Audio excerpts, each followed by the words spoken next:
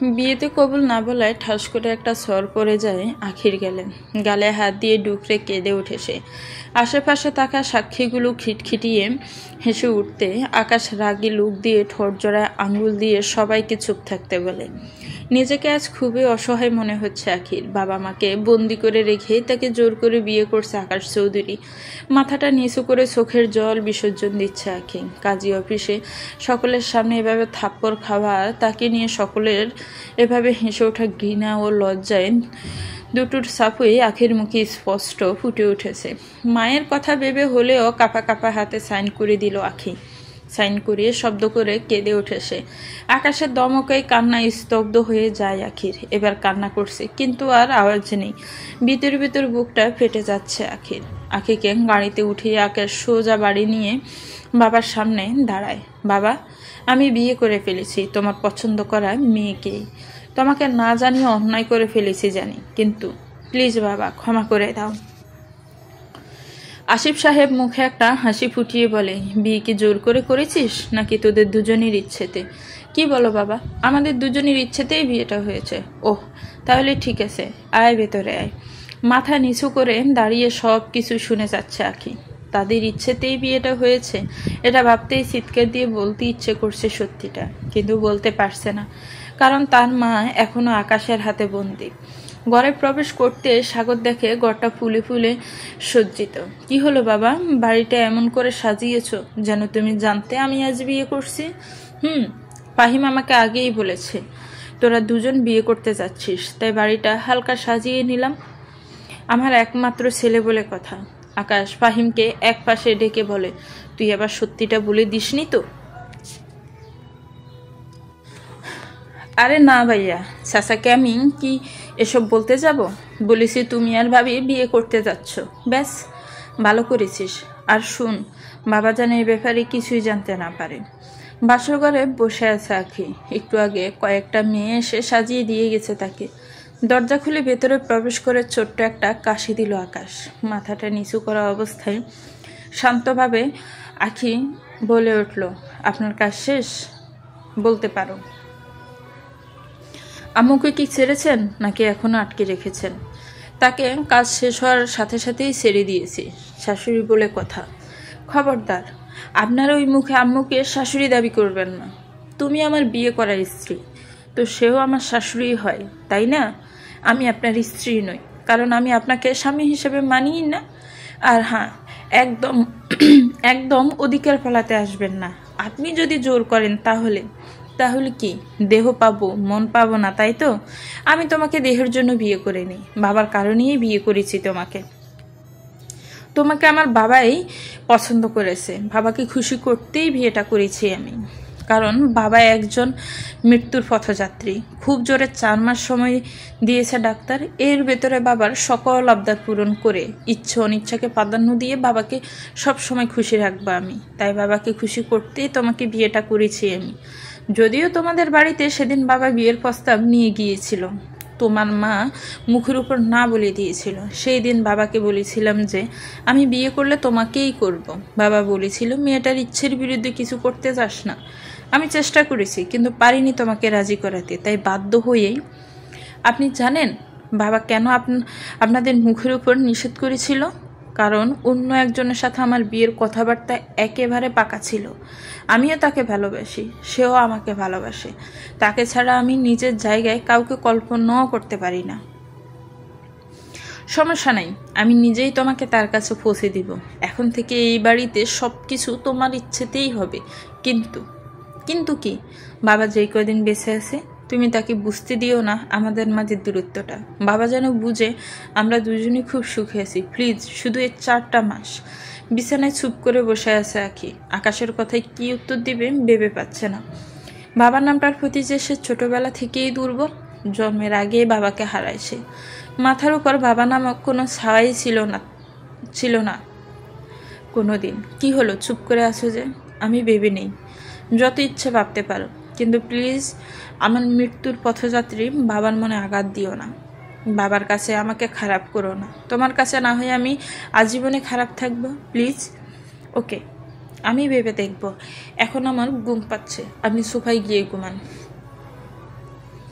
আকাশ আর কিছু না বলে একটা বালিশ নিয়ে সোফায় গিয়ে শুয়ে পড়ে। শাড়িটা চেঞ্জ করে একটা টি শার্টে গায়ে শুয়ে পড়লো আঁখি। দু চোখ লেগে আসছে না কিছুতে, মনে আসছে নানান চিন্তা। কি করবে সে? মৃত্যু পথযাত্রী একটা বাবার মনে আঘাত দিবে, নাকি আকাশের নকল বউ হয়ে অভিনয় করে যেতে হবে তাকে? কিন্তু ওদিকে রাফিন, সেও তো আমায় খুব ভালোবাসে। একজন বাবাকে খুশি রাখতে গিয়ে তার সাথে প্রতারণা করে ফেলবো না তো? তাকে বিষয়টা খুলে বললে কি সে বুঝবে, নাকি আমার আকাশের বাবার মনে কষ্ট দিয়ে তাকে ছেড়ে চলে যেতে হবে? বিয়েটা আখির ইচ্ছে না হলেও আকাশের বাবার কথা ভেবে আকাশের সাথে 4 মাসে থাকতে রাজি হয় সে। কারণ একজন মৃত্যুর পথযাত্রী বাবার মনে কষ্ট দেওয়াটা ঠিক হবে না এটা ভেবে। আখি ছোটবেলা থেকে বাবার আদর পায়নি বলে বাবা শব্দটার প্রতি একটা দুর্বলতা আছে তার। হয়তো সেই দুর্বলতাই তাকে এখন এভাবে ধরে রেখেছে। সকালের সকল নাস্তাই তৈরি করা হয়ে গেছে আর তা সাজিয়ে রাখা আছে টেবিলে। আকাশই তৈরি করেছে এসব। রান্না যে তার নিজেকেই করতে হয়, কারণ বাবা বলেছিল কোনো কাজের মেয়ে রাখা হবে না এই বাসায়। যতদিন বিয়ে না করবে ততদিনই এভাবে রান্না করতে হবে। সকল কিছু শেষ করে আকাশ চলে যায় আখিকে ঘুম থেকে ডাকতে। ওদিকে ফ্রেশ হয়ে রুমে বসে আছে আখি। আকাশ রুমে প্রবেশ করে আখির দিকে আর চোখে কাল রাতের ছাই তো আখি ছেড়ে দ্বিগুণ সৌন্দর্য ফুটে উঠেছে। অদ্ভুত এক মায়া কাজ করছে তার এই গভীর চাহনিতে। সবচাইতে বেশি সৌন্দর্য ফুটে উঠেছে আখির এই ঠোঁট জোড়ায়। ইচ্ছে করছে কাছে গিয়ে হাত দিয়ে আলতো করে ঠোঁট জোড়া ছুঁয়ে দিতে, কিন্তু সেটা যে সে পারবে না। কারণ সকলের কাছে এটা রিয়েল ম্যারেজ মনে হলেও তাদের দুজনের কাছে এটা কন্ট্যাক্ট ম্যারেজ, যার মেয়াদ হয়তো খুব জোরে 4 থেকে 5 মাস। কি হলো, এভাবে তাকিয়ে আছেন কেন? আখির কথায় ধ্যান ভাঙে আকাশের। আখির থেকে চোখ সরিয়ে বলে ওঠে, টেবিলে নাস্তা রেডি করা আছে, ফ্রেশ হয়ে নাও। আমি ফ্রেশ হয়ে নিয়েছি, চলুন। আখি, আমি বুঝেছি আপনি কি বলবেন। আপনার বাবা কিছুই বুঝতে পারবে না। আমি রাজি আছি আপনার বাবাকে হাসি খুশি রাখতে। আমার বাবার প্রতি দুর্বলতাকে কাজে লাগিয়েছেন আপনি। আপনি সব সময় আমার কাছ থেকে দূরে থাকবেন আর রাফিনের বিষয়টা মাথায় রাখবেন। বলছি না সবকিছু তোমার ইচ্ছেতেই হবে? ওকে, চলুন। টেবিলে বসে নাস্তা করছে 3 জন মিলে। তার মাঝে আসিফ সাহেব বলে ওঠে, বোমা, তুমি এই বাড়িতে এসেছো, মানে এই বাড়িটা সাজিয়ে রাখার দায়িত্ব এখন তোমার। ইনফ্যাক্ট এই পুরো বাড়িটাই এখন থেকে তোমার। আসিফ সাহেবের দিকে তাকে একটু মুচকি হাসি দেয় আখি। আকাশ চুপচাপ খেয়ে যাচ্ছে। আর হ্যাঁ, এখন থেকে আমি আর আকাশের হাতের রান্না খাবো না। তোমার হাতের রান্নাই এখন থেকে আমার একমাত্র আহার। এবার আকাশের দিকে একটু ব্রু কুচকে তাকায় আখি। রান্না করবে আর সে? রান্নার রটাই সে ঠিক বুঝে না, আর সে রান্না করবে? দেখেন মিস্টার আকাশ, আমি কোনো রান্না বান্না করতে পারবো না। তুমি না বাবাকে হাসি খুশি রাখবে বলেছ? প্রথমত আমি এখানে থাকতে রাজি হয়েছি শুধু আপনার বাবাকে একটু সঙ্গ দিতে। দ্বিতীয়ত আমি কোনো রান্না বান্না পারিই না। তাহলে তো দেখছি তুমি একেবারেই ঢেঁড়স। মেয়ে হয়ে রান্না বান্না পারো না, এটা ভাবা যায়? একেবারেই পারি না তা না, আমার কিছু কিছু স্পেশাল রেসিপি আছে। কি কি? ডিম অমলেট, ডিম সেদ্ধ আর চা। খুব স্পেশাল তোমার রেসিপিগুলা। রাফিনের বাসায় গিয়ে তার বাবা মাকে সারা জীবন এগুলোই খাইয়ে রাখবে নাকি? সেটা পরে দেখা যাবে, শিখে নেব। তুমি চাইলে এই 4 মাসে আমার কাছ থেকে সকল প্রকার রান্না শিখতে পারো। আর বাবার চাহিদা এটাই, তোমার হাতে আর রান্না খাবে সে, আর তার সাথে বসে একটু গল্প করবে। জানো, আমার বাবার অনেক আশা ছিল তার একটা মেয়ে হবে। তার আশা পূরণও হয়েছিল। আমার বয়স তখন মাত্র 8 কি 9। তবে একটা গাড়ি অ্যাক্সিডেন্টে মারা যায় মা ও আমার 7 মাসের ছোট বোন। আমি তখন স্কুলে ছিলাম। বাবারও ক্ষতি হয়েছিল সেই দিন। কয়েকদিন বাবার সাথে হসপিটালে ছিলাম আমি। মা ও আমার বোনটাকে বাঁচানো গেল না। তারপর থেকে আমি আর বাবা খুব আদরে বড় করেছে আমায়। মায়ের অভাবটা বুঝতে দেয়নি কিছুতেই। থাক, বেশি ইমোশনাল হওয়ার দরকার নেই। আমি শিখে নিব আপনার কাছ থেকে রান্না। আর হ্যাঁ, বিকেলে আমি রাফিনের সাথে দেখা করতে যাব। ও নিশ্চয়ই এখন আমায় ভুল বুঝে আছে। বিয়েটা হয়েছে গতকাল। আজকে গেলে বাবা বিষয়টা ভালোভাবে নিবে না। আগামীকাল যেও। কোন টাকা আপনি বিয়ে বলছেন, ওটা বিয়ে নাকি 4-5 মাস যাবত আপনার বাবার খেদমত করতে বাধ্য করা? আর আমি আজই যাব রাফিনের সাথে দেখা করতে। প্লিজ বুঝার চেষ্টা করো। কালকে তোমার সাথে আমিও যাব। আমি নিজে রাফিনকে সব বুঝিয়ে বলবো। বিকেলে ব্যালকনিতে বসে আছে আসিফ চৌধুরী, হাতে 2 কাপ চা নিয়ে। নিয়ে আসিফ চৌধুরীর পাশে গিয়ে দাঁড়ায় আখি। আরে আখি মা, তুমি ভালোই করেছে এসে, একা একা ভালো লাগছিল না। এই নিন, আপনার জন্য চা নিয়ে এসেছি। হ্যাঁ, এই সময়টা আমার চা খুব ভালো লাগে, আর মেয়ের হাতে চা তো কোনো কথাই নেই। কিন্তু তোমাকে আমি এখনো মেয়ে মনে করতে পারছি না, কারণ আসার পর থেকে তুমি আমায় একবারও বাবা ডাকোনি। বাবা, বিষয়টা আবারও ভাবিয়ে তোলে আখিকে। সত্যিই কি এই লোকটাকে সে বাবা ডাকবে, যে কিনা আমাকে নিজের মেয়ের মতো মনে করে? আমার মা যে নিজের মেয়েকে খুঁজে পায়, তাকে বাবাই ডাকবো, কিন্তু আকাশের সম্পর্কে নয়, অন্য একটা সম্পর্কে। কিন্তু এই সম্পর্কটার নাম কি হবে? যাই হোক, এই নিন বাবা, এবার চাটা নিন। হ্যাঁ, এবার ঠিক আছে, তোমাকে আমি সত্যি সত্যিই নিজের মেয়ের মতোই ভাবি। বাবা মেয়ে মিলে অনেকক্ষণ আড্ডা দিল সেখানে।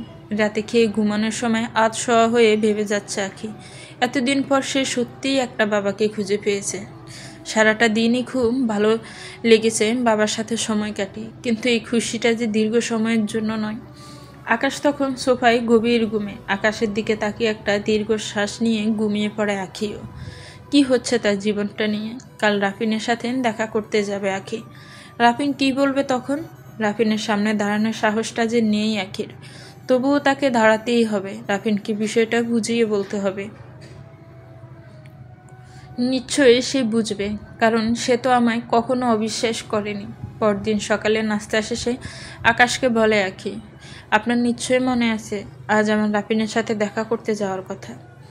জানি, আমি রাফিনকে বলেছি আসতে। এখানে? না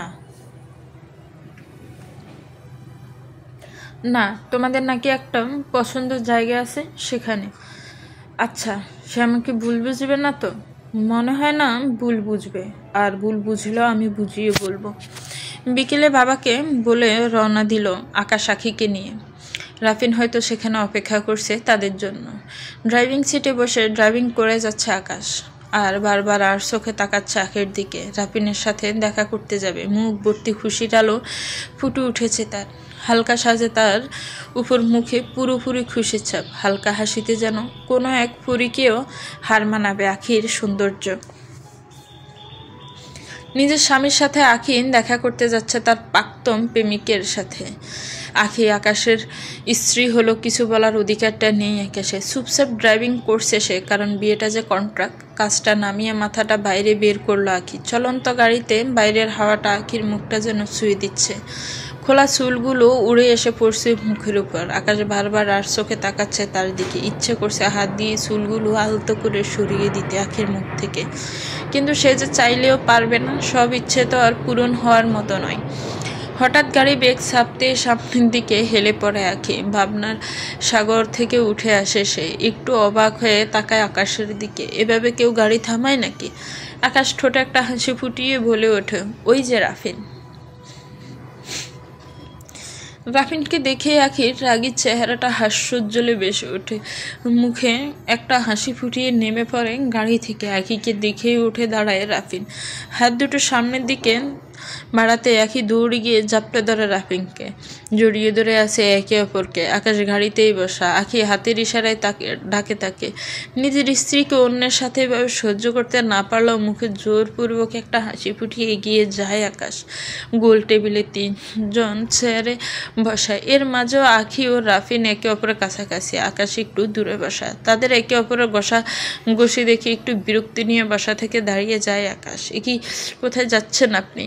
আকাশের দিকে তাকিয়ে কথাটা বলে ওঠে আখি, তোমার কথা বলো, আমি এই তো সামনেই আছি। আচ্ছা ঠিক আছে। আকাশ সেখান থেকে চলে যাওয়ার পর রাফিনের কাছ থেকে একটু সরে বসে আখি। কি হলো, এভাবে দূরে চলে যাচ্ছ কেন? দেখো রাফিন, আকাশ বেচারার গায়ে একটু হিট লেগেছে। ও তার মানে আকাশকে দেখানোর জন্য এতক্ষণ এভাবে বসে বসেছিলে। হ্যাঁ, তুমি ঠিক বুঝতে পেরেছ। বাই দ্য ওয়ে, তুমি আমাকে অবিশ্বাস করছো না তো? না, অবিশ্বাস করব কেন? তার সাথে দূরাত থেকেছো, সেটা কোনো ব্যাপার না। মানে? আরে আমার সোনাটা, রাগ করো না, একটু মজা করলাম আর কি। ও রাফিন, তুমিও না। প্রায় সন্ধ্যা অবধি গাড়িতে বসে আছে আকাশ। রাফিন আর রাখি সেই কখন রেস্টুরেন্টে ঢুকলার কোনো হিসেব নেই। রেস্টুরেন্ট থেকে বেরিয়ে এসেছে দুজন। রাফিনের হাতটা জড়িয়ে ধরে আছে আঁখি। গাড়িতে এসে বসলো আঁখি। রাফিন হালকা ঝুঁকে বলল, সাবধানে যেও। আর এই যে ভাই, গাড়ি একটু সাবধানে চালাবেন, ওকে? হ্যাঁ ভাই, খুব সাবধানে নিয়ে যাব। ঠিক আছে, আমি তোর ড্রাইভার, তাই না? এটা বলে গাড়ি স্টার্ট দিল আকাশ। গাড়ি চলছে আলো অন্ধকার মিশ্রিত একটা অন্ধকারচ্ছন্ন পরিবেশে। রাফিন তোমাকে খুব স্পেশাল একটা সময় উপহার দিয়েছে, তাই না? হ্যাঁ, রাফিনের সাথে কাটানো আমার প্রতিটা সময়ই স্পেশাল। রাফিনের সম্পর্কে আমি যেমনটা ভেবেছিলাম, রাফিন কিন্তু তার চাইতে অনেক ব্যতিক্রম। যেমন ভেবেছিলাম রাফিন তোমার সাথে রাগারাগি করবে অথবা অভিমান করবে, আর আমি নিজে গিয়ে তাকে বুঝিয়ে বলবো, কিন্তু কোনো কথাবার্তা ছাড়াই সে তোমাকে মেনে নিল। ব্যাপারটা হজম হচ্ছে না আমার। হজম না হওয়ার কি আছে? আমি জানতাম রাফিমা আমাকে অবিশ্বাস করবে না। সে অনেক ভালোবাসে আমায়। অতি জিনিসটা খুবই ভয়ঙ্কর। মানে? আর কোনো কথা না বলে গাড়ি আপন গতিতে চালিয়ে যাচ্ছে আকাশ। দুজনের মাঝেই ফিনফতন নীরবতা। মনে হচ্ছে একটা স্তব্ধ গাড়ি চলছে রাস্তার মাঝে। বাড়িতে এসে ভিতরে প্রবেশ করতেই আসিফ সাহেব বলে ওঠে, তোদের না সন্ধ্যার আগে বাসায় ফিরার কথা? পাশ থেকে আখি বলে ওঠে, আর বলবেন না বাবা, আমি কত করে আপনার ছেলেকে বললাম বাড়ি চলো বাবা, একা। আপনার ছেলে তো শুনলই না, তার জন্যই তো এত দেরি হলো। দেখলি আকাশ, বাবার জন্য তোর কোনো চিন্তা না থাকলেও আমার মেয়েটার কত চিন্তা আমার জন্য। হ্যাঁ, এখন আমার থেকে সে বেশি আপন হয়ে গেল, তাই না? অবশ্যই। তুই কে? তোকে আমি চিনিও না। আমার মেয়েটা আমার কাছে থাকলেই হবে। আচ্ছা, তোমরা থাকো বাপ মেয়ে মিলে, আমি গেলাম। আসিফ চৌধুরীর হাসিতে হেসে ওঠে আঁখি। রাতের খাবার আঁখি তৈরি করার কথা থাকলেও আকাশ চুপি চুপি রান্না করে গিয়ে দিয়ে আসলো আঁখিকে। কিচ্ছু করার নেই, আঁখি যে রান্নায় একেবারে ঢেঁড়স। খাবার টেবিলে বসে খাবার খাচ্ছে সবাই। আসিফ চৌধুরী বলে ওঠো, ও খাবারটা দারুণ তো। বোমার হাতে জাদু আছে, মানতে হবে। ওদিকে আকাশ বিড় করে ভুলে যাচ্ছে, জীবনে যতদিন রান্না করলাম একদিনও আমার রান্নার প্রশংসা করতে শুনিনি। আর আজ যাই হোক, খাবারের প্রশংসা তো হলো, হোক না সেটা অন্য কারণ। আমি খাবার শেষে রাতে ছাদের কাঠনির ধরে দাঁড়িয়ে তারা ভরা আকাশটার দিকে তাকিয়ে আছে সে। তার ভালোবাসা নামক তারাটা যেন ওই হাজারো তারার মাঝে হারিয়ে গেছে। ছোটবেলা থেকেই কোনো প্রেম করেনি আকাশ, কারণ বিয়ের পর তার স্ত্রীকে সকল ভালোবাসায় ভরিয়ে দিবে এই ভেবে। কিন্তু নিয়তি তাকে আজ এনে দাঁড় করিয়েছে ভিন্ন জায়গায়। পেছন থেকে আসিফ চৌধুরী কাঁধে হাত রাখতে পেছনে ঘুরে দাঁড়ায় আকাশ। বাবা, তুমি কিছু বলবে? না, ভাবলাম তোর সাথে একটু ছাদে হাঁটাহাঁটি করি, তাই এলাম। তোর কোনো প্রবলেম নেই তো? আরে না বাবা, আমার আবার কিসের প্রবলেম থাকবে? ছাদে হাঁটাহাঁটি করছে বাপ ছেলে দুজন। আকাশের মনে জেগে উঠছে নানান চিন্তা। হয়তো আর বেশি দিন এভাবে বাবার সাথে সময় কাটাতে পারবে না সে। আকাশ, হ্যাঁ বাবা বলো। তোদের সাথে আমার সময়টা খুব ভালোই কাটছে রে। না জানি কয়দিন এই সুখ আমার কপালে সইবে। আর হ্যাঁ, ডাক্তার সেদিন কি বলেছিল? তুই তো আমাকে বলবি বলে আর বলিসনি। আমি কি আরও অনেক দিন বেঁচে থাকতে পারবো তোদের মাঝে? হ্যাঁ বাবা, তুমি আরও অনেক দিন বেঁচে থাকবে আমাদের মাঝে। ডাক্তার বলেছে তোমার রিপোর্ট নর্মাল। কথাটা বলে একটু আড়ালে চোখের পানি মুছে নিল আকাশ। সে যে তাকে আর কঠিন রোগের কথা জানাতে চায় না।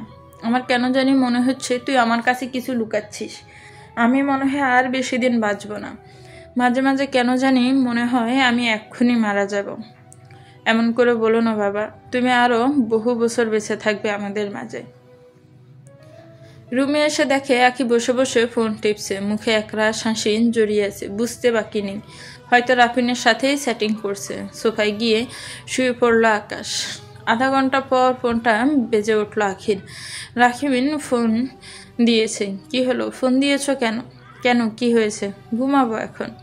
আমার তো একদমই ঘুম আসছে না। ঘুম পাড়িয়ে দাও না। তুমি কি শিশু নাকি যে তোমাকে এখন আমি ঘুম পাড়ানোর গান শোনাবো? তোমার ওই আকাশ বিলেনটা কোথায়? সেই ঘুমিয়ে পড়েছে অনেক আগে। শোনো না, কি বলবে তাড়াতাড়ি বলো, ভীষণ ঘুম পাচ্ছে। এটা বলে মুখে হাত দিয়ে লম্বা একটা হাই তুলে নিল আখি। তোমার একটা নুড ভিডিও দাও না প্লিজ। না করো না। কি? আচ্ছা, ভিডিও লাগবে না, আপাতত একটা নুড পিক দাও। আমি যদি আমায় ভালোবাসো তাহলে এবার নিশ্চয়ই না বলবে না। হোয়াট? এসব কি বলছো তুমি রাফিন? নোট ফিক মানে? তোমার মাথা ঠিক আছে তো? তুমি তো এমন ছিলে না রাফিন। তাহলে? আরে আরে, সব বিষয়ে এত সিরিয়াসভাবে নাও কেন? আমি তো একটু ফান করছিলাম। ফানের ক্ষেত্রেও একটা লিমিট থাকা দরকার রাফিন। আরে আরে বেবি, রেগে যাচ্ছ কেন? সরি সরি সরি, আর কখনো এমন মজা করবে না। এবার খুশি? তুমি এমনিতেও আগের থেকে অনেক পাজিল হয়ে গেছো রাফিন। আরে বাবা, বললাম তো সরি। 1 sorry, 2 sorry, 3 sorry. এবার হলো নাকি তোমাকে এখানে এসে সরি বলতে হবে? না থাক, আর বলতে হবে না, আমি এখন ঘুমাবো, রাখছি। আরে আরে, হ্যালো হ্যালো, ফোনটা কেটে দিয়ে অফ করে শুয়ে পড়ে আঁখি। আকাশের দিকে তাকিয়ে দেখে সে গভীর ঘুমে। সকালে গুমো গুমো শেখে বিছানা থেকে নেমে ওয়াশরুমের দিকে হাঁটা ধরল আঁখি। ফ্রেশ হয়ে বেরিয়ে আকাশকে খুঁজতে থাকে সে। হয়তো কিচেনে আছে। কিচেনের সামনে গিয়ে দেখে আকাশ সকালের নাস্তা তৈরি করছে। আঁখি দেখেই একটা মুচকি হাসি দিল সে। দরজা হেলান দিয়ে বলে ওঠে আঁখি, বাহ, আপনার কপালে যেই থাকুক না কেন, সে কিন্তু একদিক দিয়ে বেশ হ্যাপি থাকবে। কি করে বুঝলে? বড়ার হাতের রান্না খাওয়া কয়েকজনের ভাগ্যেই বা জুটে। স্বামীর হাতের রান্না খাওয়াটাকে ভাগ্য বলে না। নিজ হাতে সংসারটা গুছিয়ে সবকিছু নিজে সামলিয়ে রাখাটাই ভাগ্যবতী মেয়ের প্রধান বৈশিষ্ট্য। তা বুঝলাম, কিন্তু পরিস্থিতি সামলাতে সবকিছুই করতে হয়। তোমার মতো ঢেঁড়স হলে কি আর চলবে? আচ্ছা, ছেলেদের সম্পর্কে আপনার ধারণাটা কেমন? মোটামুটি। রাফিনের সম্পর্কে আপনার ধারণাটা কেমন? সেটা আমি তোমাকে কালকেই বলেছি, কিন্তু আর সেটা আমার থেকে তুমিই ভালো জানবে। নাস্তা সব রেডি, আমি যাচ্ছি। তুমি এগুলো টেবিলে নিয়ে এসো, বাবা যেন বুঝে সব তুমিই করেছ। সকালের নাস্তা শেষে ছাদে যায় আঁখি। বেশ সুন্দর ছাদটা। সূর্যর মিটিমিটি মিষ্টি রোদ চোখে এসে পড়তে তা হাত দিয়ে আড়াল করার চেষ্টা করছে আঁখি। বেশ সুন্দর প্রকৃতির সাজটা। সূর্যের হলুদ মিষ্টি রোদটা সেখানেই পড়ছে, সেখানেই এক অদ্ভুত সৌন্দর্য প্রকাশ পাচ্ছে, সাজিয়ে তুলছে প্রকৃতিকে। কিন্তু এই প্রকৃতির সৌন্দর্য যদি ছোঁয়া যেত, তা হয়তো আঁখি আঁকড়ে ধরে মিশিয়ে নিত নিজের সাথে, যেন সে নিজেও প্রকৃতির মতো সৌন্দর্য ভরে উঠবে। বেশ ভালোই লাগছে তার এই সুন্দর মনোরম পরিবেশটা। মেহেদি হাসান রিয়াদ সকালে অফিসে চলে গেল আকাশ। আসিফ চৌধুরীর সোফায় বসে দৈনিক পত্রিকায় চোখ বোলাচ্ছে। এক হাতে চশমাটা ঠিক করে পত্রিকাটা উঁচু করে ধরতে আঁকি এসে বলে ওঠে, বাবা এই নাও চা। একটা হাসি দিয়ে আসিফ সাহেব বলে ওঠে, ধন্যবাদ মা। বাবা কি করছেন? এই যে পত্রিকা পড়ছি। তুমি কি এখন খুব ব্যস্ত? না বাবা। তাহলে পত্রিকাটা একটু পড়ো তো মা। চোখে আগের মতো আর পরিষ্কার দেখতে পাই না। একটা সময় ছিল যখন চশমা ছাড়াই পরিষ্কার দেখতাম। সন্ধ্যায় আসিফ ও আঁখি দুজন মিলে জমিয়েছে এক দাবা খেলার আসর। আসিফ সাহেব দাবায় একজন ভালো খেলোয়াড়, আঁখিও কিন্তু কম না। বেশ জমে উঠেছে খেলাটা। আকাশ ভেতরে প্রবেশ করে দেখে দুজন খুব মনোযোগ দিয়ে দাবা খেলায় মগ্ন। আকাশ আসিফ সাহেবের দিকে তাকিয়ে বলে, বাবা ডিস্টার্ব করো না এখানে, যাও গিয়ে নিজের কাজে মত দাও। আকাশ সোজা রুমে চলে গেল। বাবাকে ডাকলে এখন আর কোনো লাভ হবে না, কারণ একটা মেয়ে পেয়ে গেছে, তাই এখন আমি নিজেই তুচ্ছ। রাতে রাফিনের ফোন আসায় খুশি গদগদ করে উঠে আঁখি। হ্যাঁ রাফিন বলো। আশা করি কালকের মতো ফাজলামটা করবে না। আরে না, শুনে একটা কথা আছে। কি? কালকে আমাদের তোমাকে ফিরে পাওয়ার খুশিতে একটা পার্টি দিচ্ছি। কি বলো? কখন? কালকে সন্ধ্যায়। তুমি তার আগে রেডি হয়ে চলে এসো। কাল সন্ধ্যার আগিয়ে দেখবে আমি তোমার কাছে এসে হাজির। ফোনটা কেটে দিয়ে খুশিতে নেচে ওঠে আঁখি। পার্টি আবার তাকে উদ্দেশ্য করে? বাড়িতে থাকলে তো মা যেতেই দিত না, কিন্তু এখানে কোনো বাধা নেই। কে ফোন করেছিল? রাফিন। কাল নাকি পার্টি দিচ্ছে, সন্ধ্যার আগিয়ে যেতে বলছে। আমি কি যাব তোমার সাথে? হ্যাঁ যেতে পারো, কোনো সমস্যা নেই। আকাশ একটু ভিড় করে বলে ওঠে, সমস্যা থাকলেও যে আমায় যেতে হবে। পরদিন বিকেলে গাড়ি নিয়ে রওনা দিল দুজন। সন্ধ্যার আগেই দুজন গিয়ে পৌঁছে যায় সেখানে। কিছুক্ষণ পর পার্টি শুরু হয়ে গেছে। রাফিন সকলের সামনে পরিচয় করিয়ে দিল আঁখিকে। আকাশ সকলের বীরের মাঝেই মিশে গেছে। পার্টিতে আঁখি ও রাফিন একে অপরের ঘেঁষাঘেঁষি দেখে সেখান থেকে বাইরে চলে গেল আকাশ। একটা অক্ট হাসিতে মেতে ওঠে দুজন। বেশ কিছুক্ষণ বাইরে থেকে আবার ভেতরে চলে গেল আকাশ। দেখে রাফিন আপিকে কি বিষয় নিয়ে যেন জোর করছে। একটু সামনে গিয়ে দেখে রাফিন আপিকে ড্রিঙ্কস করানোর চেষ্টা করছে, আর আঁখি তা এড়িয়ে যাওয়ার চেষ্টা করছে। আকাশ দ্রুত পায়ে সেখানে হেঁটে গিয়ে আখের হাতটা ধরে রাফিনের দিকে সে বলে উঠল, কাউকে জোরপূর্বক কিছু খাওয়ানো ঠিক না। আখের হাতটা ধরে টেনে সেখান থেকে বের করে নিয়ে যায় আকাশ। আখে হা করে ছেয়ে আছে আকাশের দিকে। রাফিনের এক হুঙ্কারে স্তব্ধ হয়ে যায় সবাই। গাড়ি ড্রাইভিং করেছে আকাশ, পাশেই আখি বসে লুচির মতো করে ফুলছে। এটা কি হলো? কোনটা? এভাবে সকলের সামনে দিয়ে টেনে নিয়ে আসার মানেটা কি? এ নিচে কারণ আছে। কি কারণ? আর সেখানে আপনার সমস্যাটা কি? আমার যা ইচ্ছে তাই করব, আপনার কি প্রবলেম? দেখো আখি, তুমি একজনের স্ত্রী হয়েও অপর একটা ছেলের সাথে যা খুশি তা করতে পারো না। যদি এসব করা খুব বেশি প্রয়োজন হয় তাহলে আমার থেকে যখন আলাদা হয়ে যাবে তখন করো, ওকে? আপনি কিন্তু লিমিট ক্রস করে ফেলছেন। রাফিন মোটেই এমন ছেলে না। কোনো আজে বাজে কথা বলবে না তাকে নিয়ে। আমার কথাই কিন্তু রক্ত উঠে যাচ্ছে। আর কিছু না বলে ড্রাইভিং করে যাচ্ছে আকাশ, কারণ কথা বললে কথা বাড়বে, সেটাই স্বাভাবিক। কয়েকদিন পর দেখো আমি আবার পার্টির আয়োজন করার উদ্দেশ্যে, এটাই আগের পার্টিতে এমন হওয়ার কারণে। আমি চাই না এবারও তুমি আকাশকে নিয়ে এসে আমাদের মুহূর্তটা নষ্ট করো। আরে রাফিন, তুমি একদম চিন্তা করে না। এমনভাবে বলেছি ওর আর লজ্জা থাকলে আমার সাথেও কোথাও যাবে না। বেবি, আমি তো এটাই চাই। কি বলছো বিড়বিড় করে? বলছিলাম কালকের পার্টিটি একটু স্পেশাল হতে চলেছে। তুমি আকাশকে না বলেই চলে এসো। খুব সুন্দর একটা সময় উপহার দিব তোমাকে আমি। স্বামীকে রেখে প্রাক্তন প্রেমিকের সাথে পার্টিতে যাওয়া বিষয়টা এত বিবেচনা করলো না আখি। হাজার হলেও স্বামীর কাছ থেকে অনুমতি নেওয়াটা জরুরি, কিন্তু বিষয়টাকে এত জরুরি মনে করছে না আখি।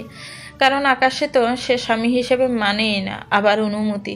পরদিন দুপুরে আসিফ চৌধুরীর কাছে বলল সন্ধ্যায় একটু বাইরে যাবে, তার কলেজে বান্ধবীদের দেখা করতে। আসিফ চৌধুরী বলে উঠে, সমস্যা নেই আকাশ, দিলে তো ভালো হয় না। না বাবা, ওখানে শুধু আমরা মেয়ে ফ্রেন্ডে, আকাশ যাওয়ার দরকার নেই।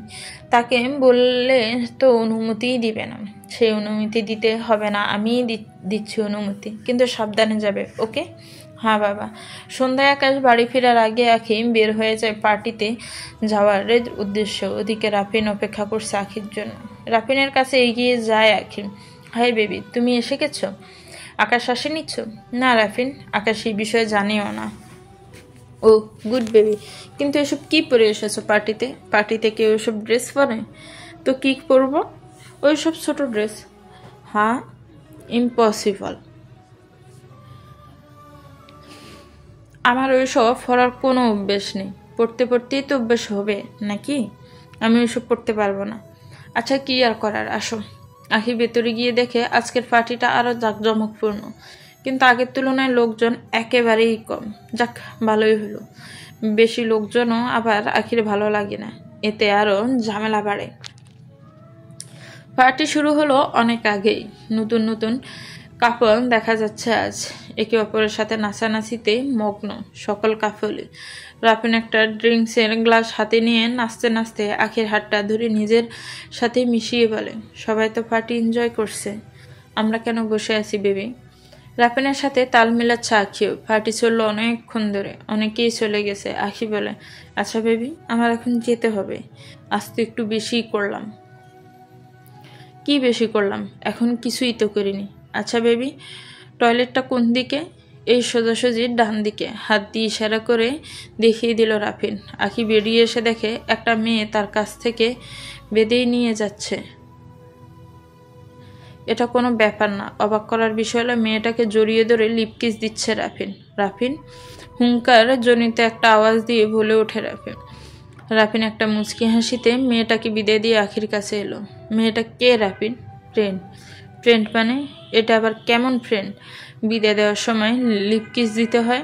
বাদ দাও বেবি, অনেক রাত হয়েছে, আমি আসি। তোমার সাথে কাল কথা বলবো আমি। পেছন থেকে রাফি হাতটা চেপে ধরে টান দেয় আখিকে। উফ বেবি, কোথায় যাচ্ছ? উফ রাফিন, ছাড়ো তো, বাসায় যাচ্ছি। ও আচ্ছা, কিন্তু তুমি এভাবে চলে গেলে আমি কি শুধু শুধু এতগুলা টাকা লস দিলাম? এর বিনিময়ে আমারও তো কিছু পাওনা থাকতে পারে, তাই না? মানে কি বলছো তুমি? সেটা আমার বলতে হবে না। আই হোপ তুমি বুঝতেই পারছো আমি কি বলতে চাইছি। দেখো রাফিন, সবসময় ফাজলামি ভালো লাগে না। ক্লিয়ার করে বলো তুমি কি চাচ্ছ। ওকে, একবারে ক্লিয়ার করে বলছি, তোমাকে আজকে রাতের জন্য আমার রক্ষিতা হতে হবে। হোয়াট রাফিন, যথেষ্ট হয়েছে, এখনও তো কিছুই হয়নি বেবি। কি করছো রাফিন? রাফিন ছাড়ো বলছি। ঠাস, তুমি এত নোংরা, জানলে আমি কখনোই তোমার সাথে রিলেশন করতাম না, বিয়ের জন্য তো রাজি হতামই না। তুই আমায় থাপ্পড় মারলি, রাফিনকে থাপ্পড় মারলি তুই, এর মাসুল তোকে আজ এই মুহূর্তেই দিতে হবে। ভালো ভালো বলছিলাম, কাজ হয়নি তাই না? আর তোকে কে বিয়ে করছে? অন্য একটা ছেলের সাথে রাতের পর রাত থেকেছিস। আরে বাসি খাবার তো আমি ছুঁয়েও দেখি না, কিন্তু তোর মতো বাসি খাবারটা একটু টেস্ট করতে ইচ্ছে করছিল, তাই দুইবার ফাটি দিয়েছি। প্রথমবার তো আকাশে এসে ঝামেলা করে দিল, এখন ডাক তোর হিরোকে। এইখানের আশেপাশেও এখন কোনো লোক নেই তোকে বাঁচানোর মতো, শকুনের মতো ছিঁড়ে ছিঁড়ে খাবো তোকে আমি, কেউ বাঁচাতে আসবে না। ভালোভাবে বলেছিলাম, শুনিসনি। এখন দেখ রাফিনকে থাপ্পড় দেওয়ার পরিণাম কত ভয়ানক। হা হা হা। রাফিন একটা হাসি দিয়ে গায়ের জামাটা খুলতে খুলতে এগিয়ে যাচ্ছে আখির দিকে, এক হাতে সামনে দিয়ে রাফিনকে থামানোর চেষ্টা করতে এক পা করে পিছোচ্ছে আখি। ছি ছি ছোট, তাদের সামনে এসে এমন করতে বুঝে লজ্জা করে না তোর?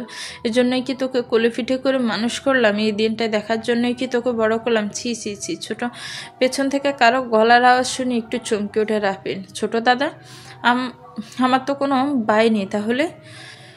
আবার বলছে কোলে পিঠে করে মানুষ করলো। পেছনে তাকিয়ে দেখে কেউ একজন মিঠি মিঠি রঙিন আলোতে মুখটা ঠিক বোঝা যাচ্ছে না তার। একটা প্রশ্ন ছুড়ে দেয় রাফিন, কে রে তুই? তোর দাদা, চিনতে পারছিস না? দেখ, যা বলবি সোজাসুজি বল, আমার সময় নষ্ট করলে আমি তোর জীবনটা নষ্ট করে দেবো। হা হা হা। হামাই মারবি তুই? তোর দাঁতকে মারবি? খুব বড় হয়ে গেছিস না রে আকাশ? দেখ, ভালোই চলে যা বলছে, এটা আমার আর রাখির পার্সোনাল বিষয়। ওফ রাফিন, তোকে আমি কি বলেছিলাম সেই দিন, কাউকে জোর করবি না। আর ও এখনও তোর হয়নি, ও এই মুহূর্তেও আমার স্ত্রী। দেখ আকাশ, আমি চাই না তোর সাথে নতুন করে কোনো শত্রুতা হোক, আর তুই তো 4 মাস পরেও কি এমনিতেই ছেড়ে দিবি তাহলে? যখন আমি জানতে পারলাম আখির বয়ফ্রেন্ড তুই, তখনই আমার বোঝা হয়ে গিয়েছিল আখি কত একজন ভালো মানুষ বেছে নিয়েছে। তোর পেছনে সারাক্ষণই আমার লোক চলাফেরা করে, তোর ফার্স্ট টু লাস্ট সকল ডিটেলস আমার কাছে আসে। আমি আখিকে অনেকবার বোঝানোর চেষ্টা করেছি, বেচারি বুঝতে চাইনি। কেন চাইনি জানিস? তোকে ভালোবাসে বলে, বিশ্বাস করি বলে। আর তুই সেই বিশ্বাসের এই প্রতিদান দিলি। এত কাহিনী করিস না আকাশ, পারলে এবার এখান থেকে জ্যান্ত বের হয়ে দেখা। রাফিনের ইশারায় কয়েকজন লোক এসে আকাশের চারপাশটায় ঘিরে ধরল। আকাশ একটা মুচকি হাসি দিয়ে জামার হাতা ফোল্ড করতে করতে বলে, মনে আছে সেই কলেজ লাইফে একবার করেছিলাম, তাও তোর সাথে, যার কারণে প্রিন্সিপাল আমাদের কলেজ থেকে বের করে দিতে চেয়েছিল। তারপর আর কখনো করা হয়নি। এখন মনে হচ্ছে আবার করতে হবে। আকাশ সকলের মাঝখান থেকে হেঁটে এসে আখের হাতটা ধরে সোজা বের হয়ে যাচ্ছে। পেছন থেকে রাফিন লোকগুলোকে উদ্দেশ্য করে বলে ওঠে, ওই শালা হিরোগিরি দেখাচ্ছে, আর তোরা চেয়ে দেখছিস? আকাশ একটু থেমে লোকগুলোকে উদ্দেশ্য করে বলে ওঠে, ওই এখনো বিষয়টা বুঝতে পারছে না, বুঝিয়ে দিই তারপর আসো। চোখে একটা সানগ্লাস লাগিয়ে আখির হাতটা ধরে সেখান থেকে বের হয়ে আকাশ গাড়িতে উঠে আখিকে নিয়ে চলে যাচ্ছে সে। আখি আজ কোনো উত্তর করছে না, চুপচাপ বসে আছে গাড়িতে। নীরবতা ভেঙে আকাশ বলে ওঠে, তোমায় স্বাধীনতা দেওয়ার অর্থ এই নয় কাউকে বলা ছাড়া নিজের ইচ্ছে মতো কোনো ফাঁদে গিয়ে পা দিবে। রাফিনের সাথে থাকা লোকগুলো আমারই লোক। কোনো উত্তর না দিয়ে চুপচাপ বসে আছে আখি। হঠাৎ গাড়ির ব্রেক চাপায় চমকে ওঠা আখি। সামনে তাকিয়ে দেখে কয়েকজন লোককে দাঁড়িয়ে রাস্তা আটকে রেখেছে তাদের। কিন্তু এরা কারা? গাড়ি থেকে নেমে দ্রুত পায়ে ঘরে চলে আসে আকাশ। আখি ধীরে ধীরে ঘরের দিকে আসছে। আকাশের অবাধ্য হলেও ঘরে আসতে কেমন একটা নার্ভাস ফিল করছে সে। আকাশকে একা ঘরে আসতে দেখে আসিফ চৌধুরী বলে ওঠে, আকাশ তুই এসেছিস? আখিকে একটা ফোন দিয়ে দেখতো কোথায় আছে। বলল বান্ধবীদের সাথে দেখা করতে গেছে, কিন্তু এখনও আসেনি। কোনো সমস্যা হলো না তো আবার? আকাশ টেবিলে হাত বাড়িয়ে পানির গ্লাসটা হাতে নিয়ে বলে ওঠে, ফোন করতে হবে না বাবা, ও এসে গেছে। কোথায়? ওই তো মহারানী। আখি ঘরে প্রবেশ করতে তার দিকে তাকিয়ে কথাটা বলে ওঠে আকাশ। কিরে মা, এত দেরি হলো যে? পাশ থেকে আকাশ বলে ওঠো, ও এতক্ষণ আমার সাথেই ছিল বাবা, আসার পথে একটা সমস্যা হয়েছিল তাই। সমস্যা? কি সমস্যা? না বাবা, মাঝপথে কিছু ছিনতাইকারীর কবলে পড়েছিলাম। ছিনতাইকারী? তোদের কিছু হয়নি তো? তোরা ঠিক আছিস তো? হ্যাঁ বাবা, ফোনটা আর কিছু টাকা নিয়ে গেছে এই আর কি, বাতি বেশি বড় চিন্তাইকারী নয়। তোদের কিছু হয়নি, এটাই অনেক। যা তোরা ফ্রেশ হয়ে যায়, সবাই মিলে একসাথে খেতে বসে। রাতের খাবার শেষে ঘুমানোর প্রস্তুতি নিচ্ছে আখি। দুই পা ফ্লোরে সরিয়ে সোফায় বসে আছে আকাশ। আখি একটু একটু আর চোখে তাকাচ্ছে আকাশের দিকে। আকাশ আখিকে ডেকে নিজের পাশে এসে বসায়। আখিও আজ কোনো জেদ না করে আকাশের পাশে এসে বসে। আখি, একটা কথা বলো তো, আমাকে কি তোমার বিশ্বাস হয়? হলো, তুমি কি আমাকে বিশ্বাস করতে পারো? মাথাটা নাড়িয়ে হাসুচোখ জবাব দিল আখি। আমি তোমাকে কথা দিয়েছি, সব কিছু তোমার ইচ্ছেতেই হবে। হ্যাঁ, তোমার ইচ্ছেটাই হচ্ছে সব কিছু। আর যা হয়েছে সব কিছুই হয়েছে তোমার ইচ্ছার কারণে। তোমাকে আমি কত বোঝানোর চেষ্টা করেছি যে রাফিন ভালো ছেলে না, কিন্তু তুমি আফসোস। মুখ দেখে ভালো মন্দ বিচার করা যায় না। যদি জানতাম রাফিনের চরিত্র এতটা নোংরা, তাহলে কখনোই এটা বলে কেঁদে ওঠে আখি। রাফিন আমায় ঠকিয়েছে, ও একটা খারাপ লোক, প্রতারক, সুযোগবাজ। এই একদম কাঁদবে না, বলে দিচ্ছি। আমার দিকে তাকাও। আখি মুখ তুলে তাকায় আকাশের দিকে, চোখের পানি মুছে নাও। আকাশ এমনভাবে বলছে যেন সে কোনো বাচ্চার কান্না থামাচ্ছেন। আমাকে তুমি স্বামী ভাবো না, এটা কোনো ব্যাপার না। আমিও তোমাকে স্ত্রী ভাবি না, কিন্তু আমরা চাইলে বন্ধু হতে পারি, খুব ভালো বন্ধু। নিজের বন্ধু ভাবতে পারো আমাকে, নিঃস্বার্থ বন্ধু, যে কোনো স্বার্থ ছাড়াই তোমার পাশে থাকবে। বিপদে নিজের জান দিয়ে হলেও তোমায় বাঁচিয়ে দিবে, হবে আমার বন্ধু। আখি এবার চোখের পানি মুছে না হাসু চোখ জবাব দেয়। আকাশ একটা মুচকি হাসি দিয়ে বলে, যাও ঘুমিয়ে পড়ো বন্ধু। সকালে কিচেনে নাস্তা তৈরি করছে আখি, তাকে সব শিখিয়ে দিচ্ছে আকাশ। আকাশের কাছে রান্না শিখতে ভালোই লাগছে আখি। দুপুরের সময়ও রান্না করছে আখি, তাকে শিখিয়ে দিচ্ছে আকাশ। হঠাৎই আও করে একটা শব্দ করে ওঠে আখি, হাত কেটে ফেলেছে সে। আকাশ আঙ্গুলটা মুখে নিয়ে রক্ত বন্ধ করার চেষ্টা করছে। দেখে শুনে কাজ করবে না একটু? প্রথম দিনই এই অবস্থা? চলো রুমে চলো, আর রান্না করতে হবে না তোমাকে। অনেক দিন কেটে গেল আকাশের বাড়িতে। রুমে বসে আছে আখি, এমন সময় ফোনটা বেজে ওঠে তার হাতে। নিয়ে দেখে ফোনের স্ক্রিনে ভেসে উঠল মায়ের নামটা। মায়ের সাথে কিছুক্ষণ কথা বলল আখি। অনেকদিন হলো মাকে দেখেনি সে। মা বলল দুদিনের জন্য ঘুরে আসতে সেখান থেকে। রাতের বেলায় খাবার টেবিলে বসে খাবার খাচ্ছে সকলে। আকাশ বাবাকে উদ্দেশ্য করে বলে ওঠে, বাবা একটা কথা বলবো। বল। আখি তো অনেকদিন ধরে অভিমান করে মায়ের বাসায় যায়নি, মাকেও অনেকদিন দেখেনি সে। এখন মা নিজেই বলছেন দুদিন ঘুরে আসতে তার বাড়ি থেকে। ভালোই তো, কাল যা তাহলে। আমি যাব না বাবা, শুধু আখিই যাবে। তুই যাবি না কেন? আমি গিয়ে তাকে দিয়ে আসবো। পরদিন বিকেলে আখি রওনা দিল আকাশের সাথে। গাড়ি ব্রেক কষলো আখির বাড়ির সামনে এসেই। গাড়ি থেকে নেমে আখি পা বাড়ায় বাড়ির দিকে। পেছন ফিরে হাত নাড়িয়ে একটা মুচকি হাসি দিল আকাশের দিকে চেয়ে। গাড়ি নিয়ে সেখান থেকে চলে গেল আকাশ। ব্যাপারটা উপর থেকে লক্ষ্য করছে আখির মা। ভেতরে গিয়ে মাকে দেখে জড়িয়ে ধরে আখি। অনিচ্ছার সত্ত্বেও অনেকদিন মাকে ছেড়ে থাকতে হয়েছে তাকে। মায়ের কাছে দুদিন খুব হাসি খুশিভাবেই থেকেছে সে। সোফায় বসে কফির মগ হাতে নিয়ে গল্প করছে মা মেয়ে দুজন। আখি, সত্যি করে একটা কথা বলবি?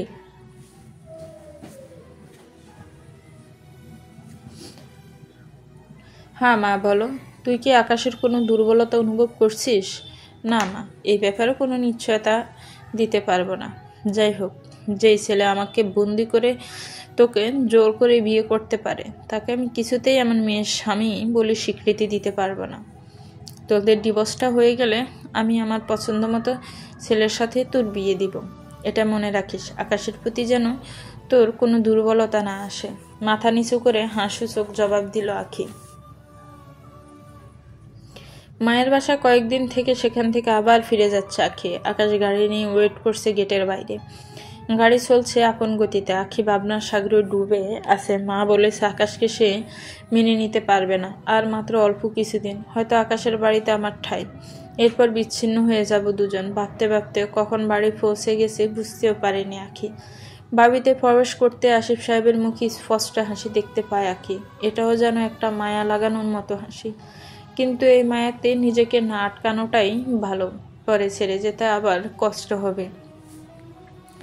হয়তো আখির সাথে আকাশের ডিভোর্সের সময় ঘনিয়ে গেছে, অবসান করতে যাচ্ছে তাদের দুজনের সেই কন্টাক্ট ম্যারেজের। আসিফ চৌধুরীর শরীরের অবস্থাও দিন দিন অবনতি করছে। মাঝে মাঝে আসিফ চৌধুরী গলা দিয়ে ছুটছে অজোরে রক্তের স্রোত। দিন যত যাচ্ছে তত বেশি কাহিল হয়ে পড়ছে আসিফ চৌধুরী। হঠাৎ আসিফ চৌধুরীর অসুস্থতা তীব্র হয়ে উঠতে তাকে হসপিটালে ভর্তি করে আকাশ, কিন্তু ডাক্তারও আসিফ চৌধুরীর কোনো নিশ্চয়তা দিতে অক্ষম। আকাশের ডাক্তার শুধু এটাই বলে উপরওয়ালাকে ডাকতে, তাদের আর কিছুই করার নেই। সময় যে ধীরে ধীরে ফুরিয়ে এসেছে আসিফ চৌধুরীর। ভিতরে অক্সিজেন মাস্ক লাগিয়ে শুয়ে রাখা হয়েছে আসিফ চৌধুরীকে। চোখ দিয়ে টপ টপ করে আকাশের গড়িয়ে পড়ছে পানি, কিন্তু পুরো দেহটাই আজ নীরবতায় ঘেরা। ছোটবেলায় মাকে হারানোর পর জীবনে চলার পথে তাকে সাপোর্ট করে গেছে তার বাবা। তার কাছে জীবনের সবচেয়ে বড় সাপোর্টারের নামই হলো বাবা। তার সেই সাপোর্টটাও হারিয়ে ফেলবে, খুবই যে একা হয়ে যাবে সে। বাবা আর থাকবে না, এটা ভাবতেই বুকটা আটকে উঠেছে আকাশে। বাবা বিদায় নেওয়া মাত্রই দেখি আখি চলে যাবে তার নিজের পথে। একলা জীবনে পাশে দাঁড়িয়ে সাপোর্ট দেওয়ার মতো এমন কোনো মানুষ থাকবে না তার। আকাশের দৃষ্টির অগোচরে হাত দিয়ে বারবার চোখের পানি লুকাচ্ছে আখি। কোনোদিন বাবার স্নেহ না পাওয়া সে আখি খুঁজে পেয়েছিল এক সত্যিকারের বাবাকে। মাত্র ৩-৪ মাসের মাঝেই হারিয়ে ফেলছে তার সেই বাবার মতো মানুষটাকে। হাতির ইশারায় তাদের দুজনকে ডাকছে আসিফ চৌধুরী। জোরপূর্বক চোখের পানি লুকিয়ে তার কাছে গিয়ে বসে দুজন। মুখ থেকে অক্সিজেন মাস্কটা খুলে ফেলল আসিফ চৌধুরী। আকাশকে উদ্দেশ্য করে বলে ওঠে, আকাশ, বাবা আমার, আমি আর কিছুক্ষণ পরেই বিদায় নিব তোদের কাছ থেকে। না বাবা, এমনটা বলো না, আমার সময় আর বেশিক্ষণ নেই। ২-১টা কথা বলি, খুব মনোযোগ দিয়ে শুনবে। আমি শুনছি বাবা। আখি কিন্তু খুব ভালো মেয়ে। আমি চলে যাওয়ার পর কোনোদিন কখনো কষ্ট দিস না তাকে। সংসারে এক দিক দিয়ে খুব সহজ, অপর দিক দিয়ে খুবই কঠিন। এই দুই প্রান্তের মাঝে বিশ্বাসটাই সব। সন্দেহটা সম্পর্ক বিচ্ছেদের মূল কারণ। কখনো একে অপরকে সন্দেহ করবি না। কোনো বিষয়ে ঝাপসা থাকলে তা দুজনে একত্রে কথা বলে জেনে নিবি এর সত্যতা কতটুকু। সম্পর্কটা এমনই রাখবি যেন চোখ বন্ধ করে একে অপরকে বিশ্বাস করতে পারিস। আমার কথাগুলো মনোযোগ দিয়ে শুনছিস তো? চোখ মুছে আকাশ বলে ওঠে, হ্যাঁ বাবা, শুনছি। আর হ্যাঁ আখি, মা আমার, আমায় কথা দে, আমার এই পাগল ছেলেটাকে তুই কখনো ছেড়ে যাবি না। আখি বাবার হাতটা ধরে আকাশের দিকে জিজ্ঞাসা দৃষ্টিতে তাকিয়ে থাকে, যেন এটা সে আকাশের মুখ থেকেই শুনতে চায়। আকাশের কাছ থেকে কোনো উত্তর না পেয়ে আবার বাবার দিকে তাকায় আখি। সব সময় একে অপরের ছায়া হয়ে থাকবি। আমার যে এখন যাওয়ার সময় হয়ে গেছে রে। তোদের মা ডাকছে আমাকে, চলে যাচ্ছি আমি। তোর মায়ের কাছে সংসার জীবনে সুখী হয় এটাই প্রত্যাশা করি আমি। কাঁদতে কাঁদতে আকাশ হঠাৎ খেয়াল করলো বাবা আর কথা বলছে না। নিথর হয়ে গেছে সে। স্তব্ধতায় ঘিরে ফেলেছে তাকে। এক গাদা ঘুম এসে জড়িয়ে নিচ্ছে তাকে, যার জাগৃত হওয়ার মতো না। বাবাকে জড়িয়ে ধরে চিৎকার দিয়ে কেঁদে উঠে আকাশ। একজন ডাক্তার চোখ দুটো বন্ধ করে পুরোটা দেহ ডেকে দিল তাই। সে এখন এক গন্তব্যের পথযাত্রী। সেই পথে সকলেই যাত্রী হতে হবে, এই কথাটা চিরন্তর সত্য।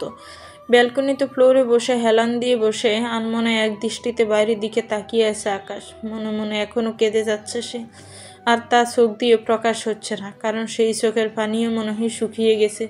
৩ দিন হয়ে গেল বাবা তাদের সাথে নেই। এই অবস্থায় তাকে ছেড়ে যেতে চাইছে না আখিও। এই সময় আকাশের পাশে কেউ থাকাটা একান্ত প্রয়োজন। আখির মা বারবার ফোন দিয়ে যাচ্ছে বাড়ি থেকে, কিন্তু আখি বারবার বোঝানোর চেষ্টা করছে তার মাকে যে সে আকাশের সাথে আর কিছুদিন থাকাটা প্রয়োজন। আখির মাও এই বিষয়টা বোঝার চেষ্টা করছে না। তার কথা, যেই ছেলে তাদের সাথে এত বড় অন্যায় করেছে, তাকে এতদিন হেল্প করেছে, এটাই অনেক। মায়ের কাছ থেকে 10 দিনের সময় চেয়ে নেয় আখি। এই 5 দিনে যতটুকু পারে আকাশকে ফিরিয়ে আনার চেষ্টা করবে সে আগের অবস্থায়। রাত শেষ হলে দিনের আলো, সূর্য ডুবলে আধার। আকাশের কাছে সবই এখন সমান্তরাল। ভাবাহারার শূন্যতা অনুভবে মগ্ন হয়ে আসে সে। হাতে খাবার নিয়ে আকাশের কাছে গেল আঁকি। হাতটা আকাশের দিকে বাড়িয়ে দেয় আঁকি খাবার সহ। আকাশ তার হাত দিয়ে মাসিন তাড়ানোর মতো করে সরিয়ে উঠে সেখান থেকে উঠে যায়। আঁকি বুঝতে পারে সে এখন চলে গেলে হয়তো বেখেয়ালিপনায় মারা যাবে আকাশ। নিজের প্রতি কোনো যত্ন নিবে না আকাশ। 9 দিন চলে গেল। আকাশ এখন মোটামুটি ঠিক আগের মতোই, তবুও প্রতিনিয়ত মিস করে যাচ্ছে বাবাকে। রাতের আধারে ব্যালকনিতে দাঁড়িয়ে আছে আকাশ। হাতে থাকা ফোনটা ভাইব্রেট হয়ে উঠলেই ফোনটা হাতে নিয়ে দেখে মামার ফোন। এর আগেও কয়েকবার ফোন দিয়েছিল মামা। তার মামা পরিবার নিয়ে অস্ট্রেলিয়া থাকে। কিছুক্ষণ কথা বলে মামার সাথে আকাশ। মেয়েটা কি চলে গেছে আকাশ? কোন মেয়েটা মামা? ওই যে বললি তোর বাবাকে খুশি করতে বিয়ে করেছিস তাকে। কাল চলে যাবে, ডিভোর্স পেপারও রেডি। তাহলে তো তুই খুব একা হয়ে যাবে। কিছু না বলে একটা দীর্ঘশ্বাস নিল আকাশ। তুই এক কাজ কর, সব কিছু রেডি কর। he can come to me is Australia. Yes mama, I feel very unavailable here mama. I will come to you Australia. Okay, তাড়াতাড়ি চলে আয়, তাহলে দেখবি মনটা ফ্রেশ হয়ে যাবে।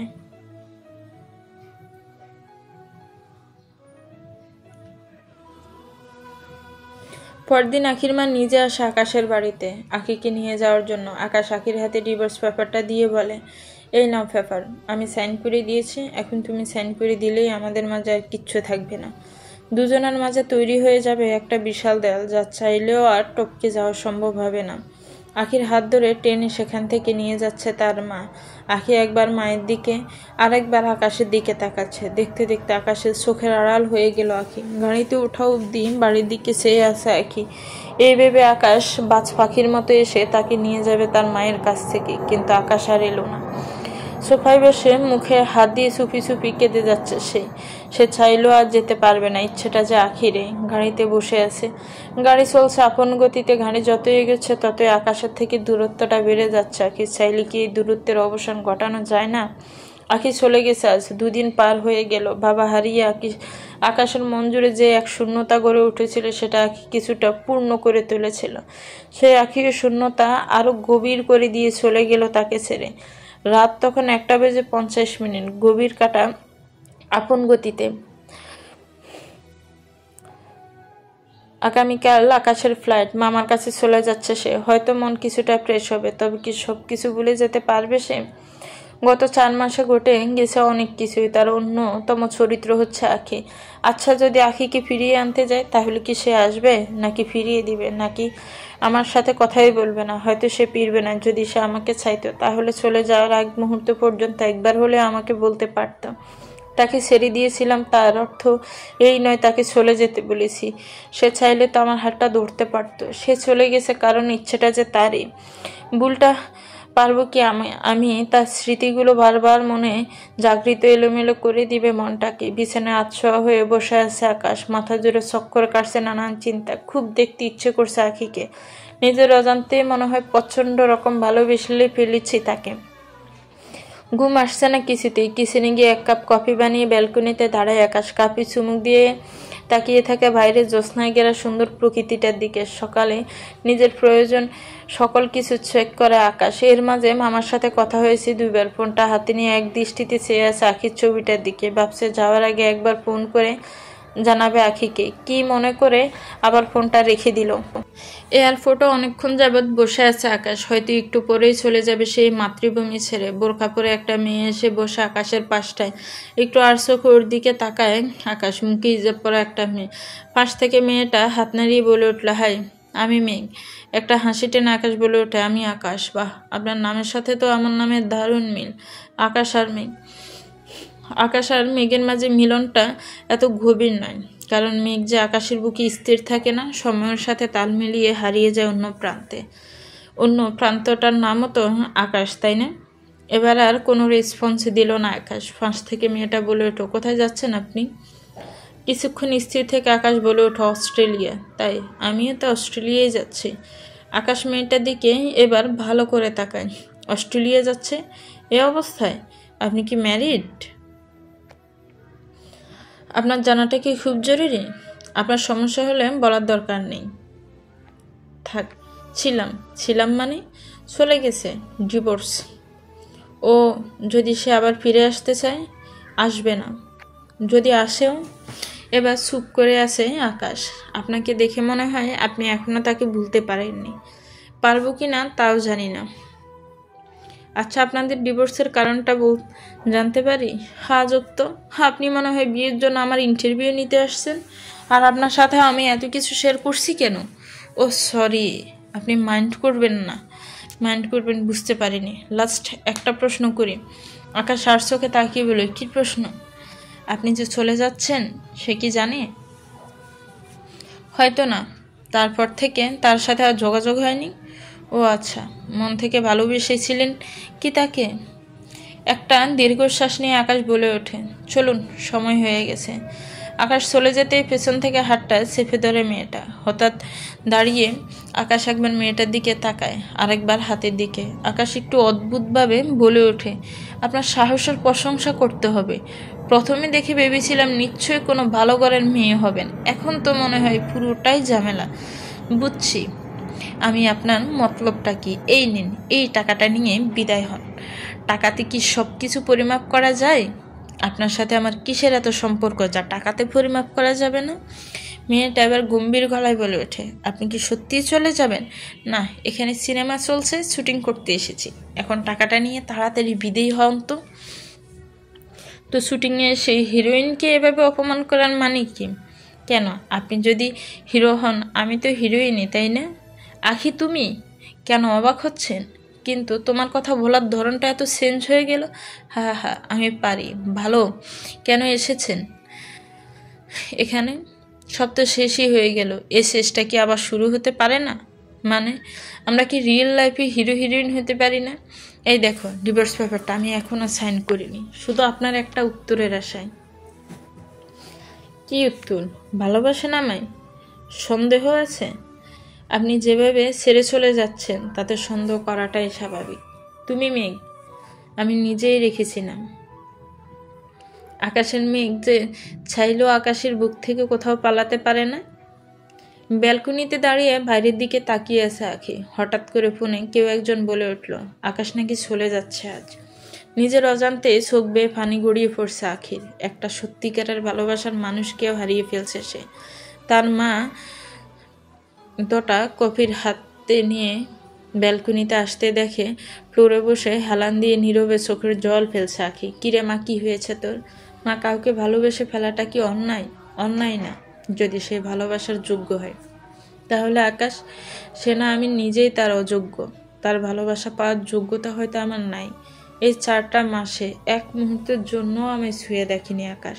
সবসময় আমার ইচ্ছেটাকেই প্রাধান্য দিয়েছে। আমি কি চাই? যার চোখে নেই কোনো রাফিনের মতো বিশ্বাসঘাতকতার ছাপ। বলো না মা, কয়জন নারী একজন সত্যিকারের ভালোবাসার মানুষকে পাওয়ার যোগ্যতা রাখে? আবার কয়জন ছেলে বা একটা মেয়েকে প্রকৃতভাবে ভালোবাসতে জানে? এমন একটা ছেলে কি ভালোবাসার পাওয়ার যোগ্য না? মা, তুমিই বলো। তোমার চোখেও যা হোক, আমার চোখে একজন প্রকৃত পুরুষ, আর আমি এমন একটা প্রকৃত পুরুষকে আমার জীবনে চেয়েছিলাম, আর তা পেয়েও আমি দূরে রাখতে পারছি না। তুই যদি আকাশের সাথে খুশি হোস, এতে আমার কোনো সমস্যা নাই। আমি তো চাই তুই সবসময় সুখেই থাক। আকাশ অস্ট্রেলিয়া চলে যাচ্ছে মা, তুই তাকে ফিরিয়ে আন। সত্যি মা, যাব। তোকেই তো ফিরিয়ে আনতে হবে, তাই না? আখি লুকিয়ে আছে আকাশের বাহুডোরে। এয়ারপোর্টে কতই না লোকজন, তবুও যেন আজ সকল লজ্জায় হার মেনে গেছে তার ভালোবাসার কাছে। এখন থেকে আপনাকে আমার সকল ভালোবাসা দিয়ে আগলে রাখবো। ইচ্ছেটা তোমারই। আগলে রাখবে নাকি আবার ছ্যাঁকা দিবে? না, কখনো ছেড়ে যাবে না, এই প্রমিস। আজ থেকে শুধু আমার ইচ্ছেটা উদ্দে থাকবে না, তোমার ইচ্ছেটাকেও প্রাধান্য দেওয়া হবে। আর আমার ইচ্ছে হলো তুমি এখন যেভাবে তুমি করে বললে সারা জীবন এমনই থেকো। গভীর একটা তৃপ্তি খুঁজে পাওয়া যায় এর মাঝে। সমাপ্ত। তো ভিউয়ার্স, গল্পটা কেমন লেগেছে একটি কমেন্টস করে জানাবেন। গল্পটা ভালো লাগলে একটি লাইক করবেন, গল্পটাকে শেয়ার করবেন, আর আমার চ্যানেলকে প্লিজ সাবস্ক্রাইব করবেন। যারা অলরেডি সাবস্ক্রাইব করে রেখেছেন তাদেরকে অনেক অনেক ধন্যবাদ। ভালো থাকবেন, সুস্থ থাকবেন, আমার চ্যানেলের সাথেই থাকবেন। আল্লাহ হাফেজ, আসসালামু আলাইকুম।